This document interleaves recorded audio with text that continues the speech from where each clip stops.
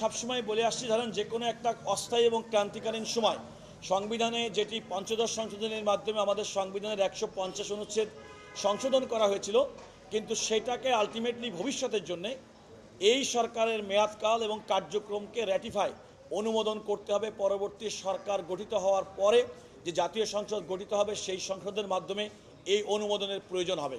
একটা সাংবিধানিক ধারাবাহিকতা এবং সাংবিধানিক সামঞ্জস্যতা রক্ষা করার স্বার্থে। বিজলি কেবলস এর স্কিন কোটেড ইনসুলেশন আগুন প্রতিরোধী। বিজলি কেবলস, নিরাপদ আজীবন। সুপ্রিম কোর্টের একজন আইনজীবী জনাব মহসিন রশিদ, তিনি হাইকোর্টে একটি রিট পিটিশন দায়ের করেছিলেন। সেই রিট পিটিশনে ওনার মূল বক্তব্য ছিল 5ই আগস্ট 2024 বাংলাদেশের সাবেক প্রধানমন্ত্রী বাংলাদেশ থেকে পালিয়ে যাওয়া, মন্ত্রিসভা পালিয়ে যাওয়ার পরে সংবিধান ঠিকমতো কাজ করছিল না।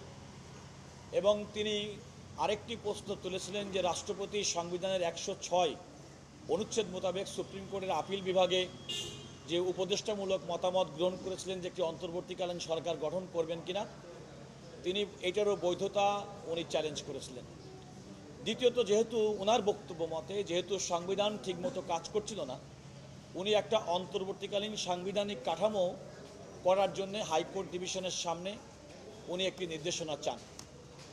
হাইকোর্ট ডিভিশন ওনার সেই চাওয়া রিট পিটিশন সামারিলি রিজেক্ট করে দেন, অর্থাৎ শুরুতেই কোনো রকম রুল ইস্যু ছাড়াই ওনার এই বক্তব্যগুলো আদালতের কাছে চাহিত প্রার্থনা এটা নামঞ্জুর করে দেন সরাসরি। আদালত সুস্পষ্টভাবে, হাইকোর্ট ডিভিশন সুস্পষ্টভাবে বলেছিলেন যে তিনি একদিকে বলছেন যে আমাদের সংবিধান অকার্যকর হয়ে পড়েছে, আবার সেই একই সংবিধানের 102 অনুচ্ছেদ অনুযায়ী তিনি সুপ্রিম কোর্টের হাইকোর্ট বিভাগে রিট পিটিশন দায়ের করেছেন। অতএব তার এই আবেদনটি, রিট পিটিশনটি একেবারেই মিসকনসেপ্ট। দ্বিতীয়ত আরেকটি বিষয় হচ্ছে, তিনি যে বলেছিলেন যে সংবিধানের 106 অনুচ্ছেদ অনুযায়ী রাষ্ট্রপতি সুপ্রিম কোর্টের আপিল বিভাগের যে মতামত চেয়েছিলেন এটা ন্যায়সঙ্গত, বিধিসম্মত হয়নি। ওনার বক্তব্য অনুযায়ী যে বাংলাদেশের সুপ্রিম কোর্ট আপিল বিভাগের বিধি অনুযায়ী এই ধরনের রেফারেন্স শুনানির ক্ষেত্রে শুনানি যথাযথভাবে হয়নি, কোনো পক্ষকে নোটিশ প্রদান করা হয়নি। সেই ক্ষেত্রে আমরা এই রায়ের বিরুদ্ধে উনি যখন আবার সুপ্রিম কোর্টের আপিল বিভাগে গেছেন, আপনারা জানেন যে সেই আপিলের শুনানিকালে আমি Mohammad Ruhul Quddus Kajal, senior advocate Bangladesh supreme court, আমি সহ এখানে আরও তিনজন আইনজীবী, একজনের পক্ষে এবং বাকি তিনজন আমরা টোটাল আইনজীবী, যারা আমরা নিজেরাই আদালতকে বলেছি যে সাংবিধানিক প্রশ্নে আমরা আমাদের মতামত দিতে চাই, আমরা আমাদের যুক্তিতর্ক উপস্থাপন করতে চাই। আমরা যুক্তিতর্ক উপস্থাপন করে আদালতকে যে কথাটি বলেছি যে সংবিধানের 106 অনুচ্ছেদে রাষ্ট্রপতি সুপ্রিম কোর্টের আপিল বিভাগের মতামত গ্রহণ করে থাকেন। তিনি কি মতামত গ্রহণ করবেন এবং কোনটা করবেন কিংবা করবেন না, সম্পূর্ণভাবে সেটি রাষ্ট্রপতি এবং সুপ্রিম কোর্টের আপিল বিভাগের মধ্যকার বিষয়। এটা আপিল বিভাগের এই সিদ্ধান্ত, এই উপদেষ্টামূলক সিদ্ধান্ত কোনোভাবেই হাইকোর্টে চ্যালেঞ্জ করার কোনো সুযোগ নেই। এটা হচ্ছে আমাদের প্রথম কথা।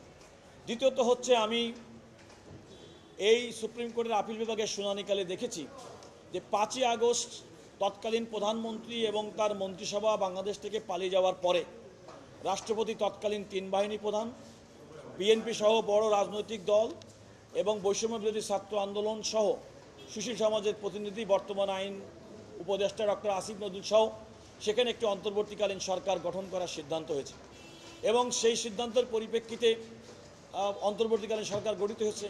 পরবর্তীতে বাংলাদেশে চিফ জাস্টিস নিয়োগ হয়েছে, পরবর্তীতে অন্যান্য সাংবিধানিক প্রতিষ্ঠানে নিয়োগ হয়েছে এবং রাষ্ট্র যে বর্তমানে পরিচালিত হচ্ছে সেটি পরিচালিত হচ্ছে একদম সাংবিধানিক প্রক্রিয়ার মধ্য দিয়ে।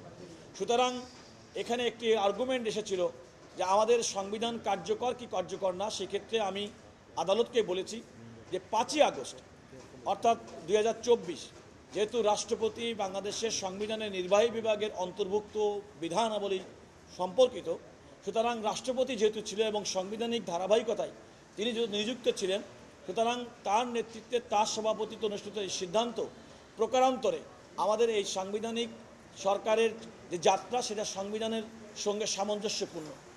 এখন যদি আমরা 106 বাদ দিই, সব কিছু বাদ দিই, এই সরকারের লিগ্যাল স্ট্যান্ডার্ডটা কি?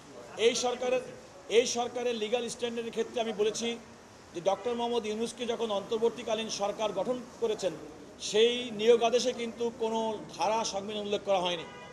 বরং আমি মনে করি যে এই যে অন্তর্বর্তীকালীন সরকার গঠিত হয়েছে, ফ্যাসিবাদ বিরোধী দীর্ঘ আন্দোলনের সমস্ত রাজনৈতিক দল এবং শক্তি এবং ছাত্র জনতার গণ আন্দোলনের মাধ্যমে জাতীয় ঐক্যমতের ভিত্তিতে এই সরকার প্রতিষ্ঠিত হয়েছে।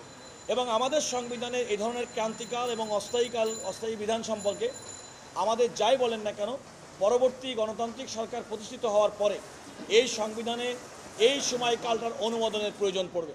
সুতরাং 5ই আগস্ট 2024 তারিখে যে বাংলাদেশের পরিস্থিতি, পৃথিবীর কোনো দেশের সংবিধানে এই ধরনের একটা অস্বাভাবিক পরিস্থিতি যেখানে প্রধানমন্ত্রী পালিয়ে যাবেন, মন্ত্রিসভা পালিয়ে যাবেন, তার সমস্ত সংখ্যালঘু সবাই পালিয়ে যাবেন, এমন কোনো ফোর্সই কেউ করতে পারে না।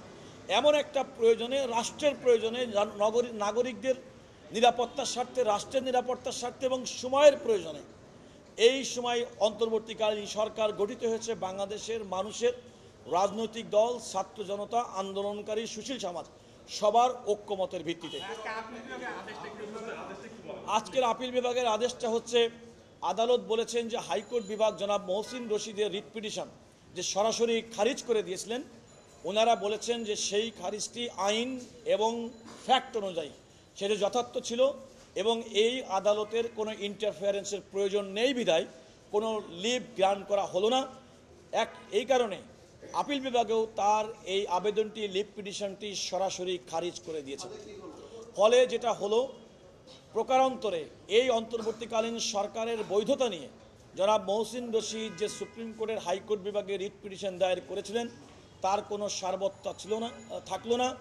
প্রকারান্তরে বর্তমান অন্তর্বর্তী সরকার যে পরিচালিত হচ্ছে জনগণের মতামতের ঐক্যমতের ভিত্তিতে, সেটাই প্রকারান্তরে স্থায়ী হলো কিংবা স্থাপিত হলো।